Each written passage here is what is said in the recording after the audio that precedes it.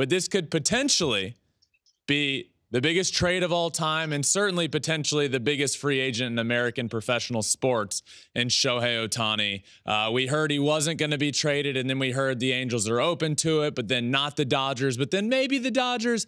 It's all over the place. And then they started winning games, but they haven't really made up that ground in the AL wild card. What is the absolute latest on Shohei Ohtani? First off, Ben, you hear a lot of things this time of year, and some of them actually are true. And when you look at the Angels and you assess where they are, you have to look at where they are in the wild card standings, 4 games out. And that's the closest they've been to a playoff spot at this date since 2017. Now, granted, we have expanded playoffs these last 2 years, but still, if you're the owner, Artie Moreno, you're looking at that, you say, we have a chance. And also, you also have a player with a home run pace that is threatening to be in the 60 homer range.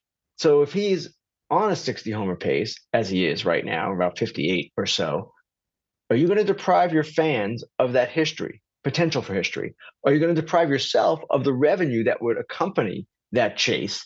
And are you simply going to give up on a season when you've invested so much? Go back to the offseason with them. They were aggressive.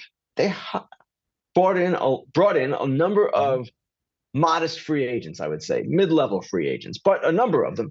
Then during the season, once it started, they promoted guys from the 2022 draft. Ben Joyce, Zach Neto. They are desperate to get to the postseason in what could be Ohtani's last year with them. So I don't expect them to give up easily, if at all. It probably depends somewhat on this week and how they perform. But at the same time, if there is a sliver of hope and Ohtani's still threatening to hit a 60 home run pace or beyond a 60 home run pace, man, I don't know that this is going to ever gain traction. And one thing I want to add, yes, they're going to listen. Of course they're going to listen. They have to pick up the phone, and it's Perry Minasian's job as GM to report to Artie Moreno what could potentially be a Shohei Ohtani deal. But we know the decision rests with one guy. That's Moreno.